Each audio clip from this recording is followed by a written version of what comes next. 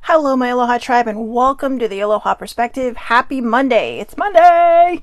We are on number 5 of getting into the Vortex slash self-awareness. And I'll get to that in a second. But first, we have the Crushing Your Goals deck. Great quotes from cool people. So, everybody's cool. You don't need to have a blue check mark next to your name to be a cool person. You are cool no matter who you are, and you're important no matter who you are. So, let's see. I just figure I'll let one pop out because I keep putting the cards on the top, and then I keep pulling them, and it's like, whoops, wrong one. So, let's see. Oh, here's one. No. Oh, these two. This is the one I was originally going to pick out, so let's try it. All right, let's see what we got here. Crush Your Goals. From Jonathan Van Ness. You're strong. You're a Kelly Clarkson song. You got this. You're strong. You're a Kelly Clarkson song, and you've got this. So Jonathan Van Ness, I think is he from Queer Eye? I think so. I'm not 100% sure, but I'm pretty sure. So anyways, there you go. See, and what was I just saying? You're cool. Right? So in this case, you're strong. You were a Kelly Clarkson song and you've got this. All right? You were a Kelly Clarkson song and you've got this. So yeah, that's exciting. And remember that, all right? And if you've never heard of a Kelly Clarkson song, they're pretty empowering, right? They're like, hey, walk away from that bad situation and, get on with your bad self. So here we are. We are on number 5 of getting into the vortex, or translated into getting into self-awareness. And again, I'll probably repeat this on Mondays, but getting into self-awareness is about really kind of solidifying that foundation of self-love. And, it's really kind of like just, we solidified the foundation, we built the house, now we're decorating it, right? I mean, you can't live in an unfurnished house. I mean, you can, but that'd be kind of boring. But we're putting in the furniture, the plates, the sheets, the beds, they're making it a home. You're making it a home. And that's what we want to do with self-love, is we really want to make it strong and inviting and warm. And that's what getting into the vortex is all about. Getting into the vortex means basically getting into self-awareness. All right, so this one, my relationships are supposed to feel good. My relationships are supposed to feel good. Your life is supposed to feel good to you. Before your birth, you knew that the primary component of your physical experience that would offer the greatest value for your personal and collective expansion and joy would be the relationships that you would experience with each other. It was your plan to relish the diversity of your relationships and to choose them from the details that would make up your creations, and here you are. So again, your life is supposed to feel good to you. Before your birth, you knew that the primary component of your physical experience that would offer the greatest value for your personal and collective expansion and joy would be the relationships that you would experience with each other.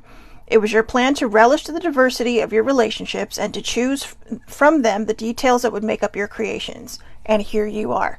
So a lot of people, don't believe in predetermined destiny, and there's a lot of beliefs that say that we kind of plan our life, We plan our lives before we get down here. And some people choose not to believe that. And I understand why. Because you sit there, well, why would I choose to be born this way? Or why would I choose for this to happen in my life? Or, why would somebody choose to get murdered or something, right?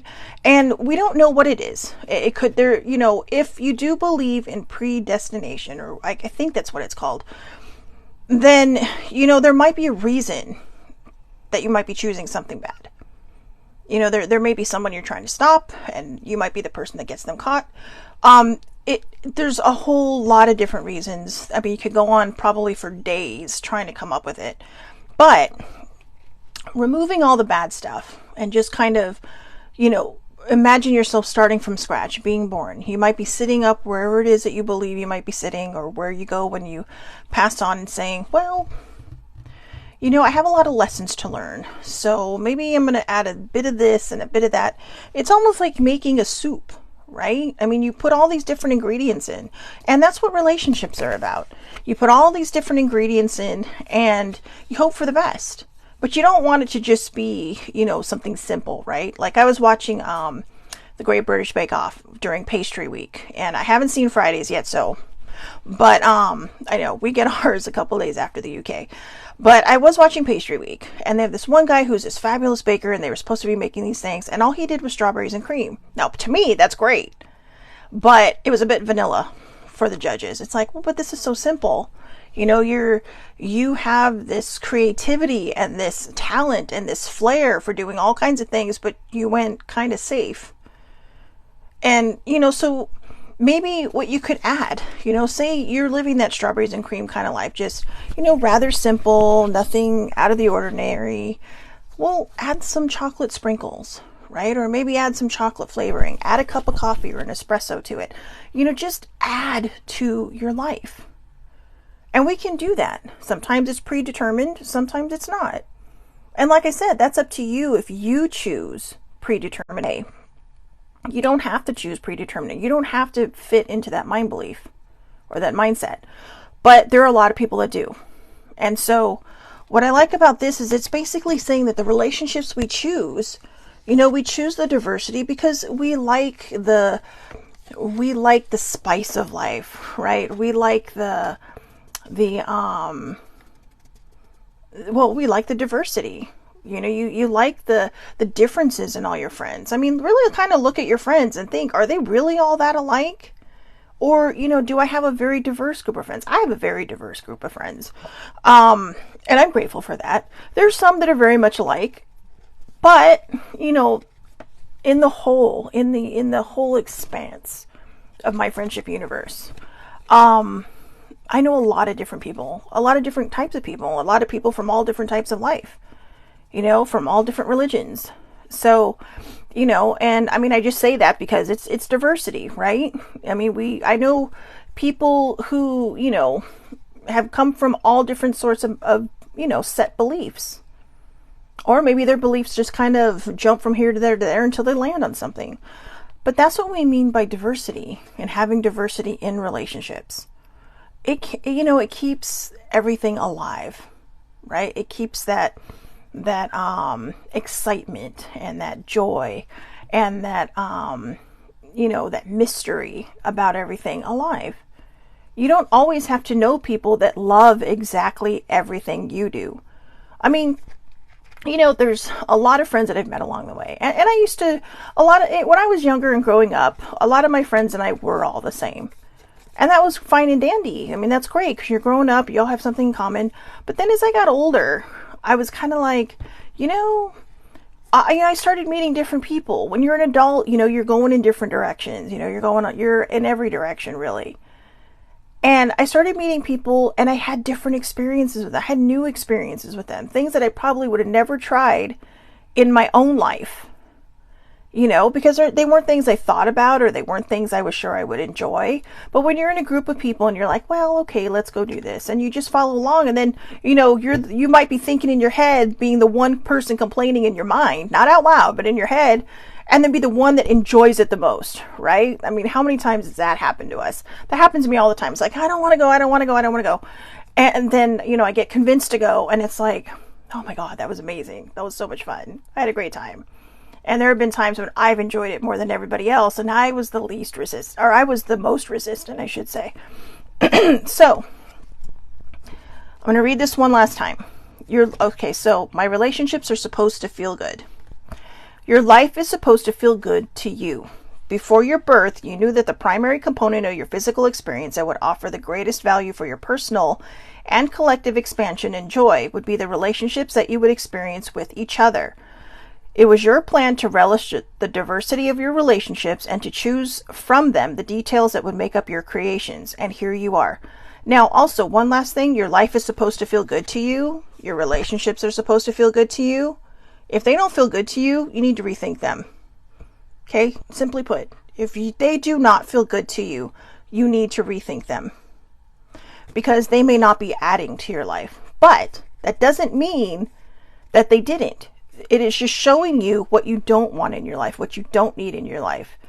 It's showing you your strength. You know, this goes with this card, right? You're a Kelly Clarkson song.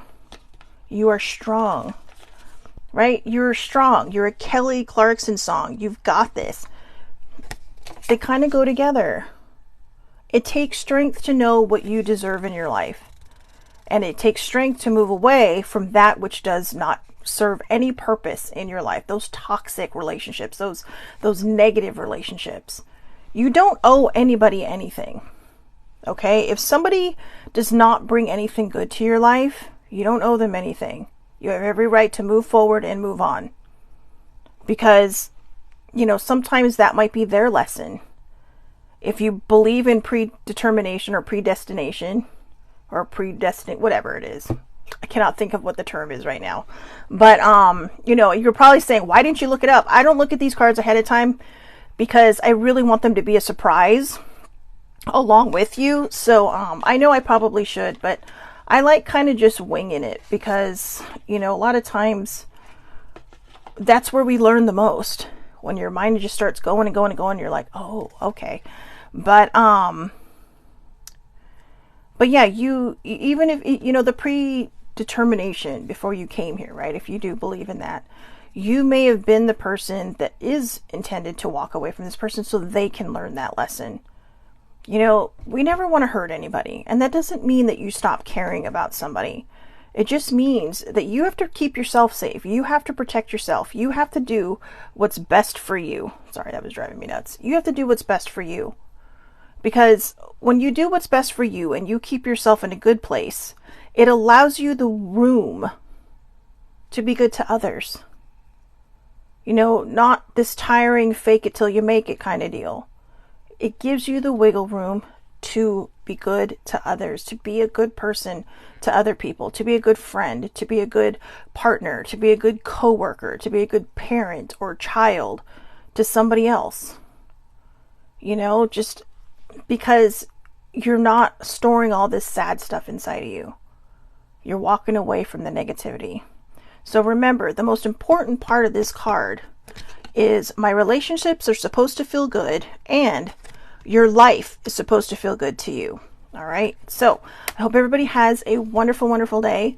You know, think about this card and remember, you are strong. Jonathan Van Ness says so. You are strong. You were at Kelly Clarkson's got this. Okay. So I'll see everybody back here tomorrow, 8:30 a.m. Pacific Standard Time, Facebook Live. It's under Shelly Marie Lucas.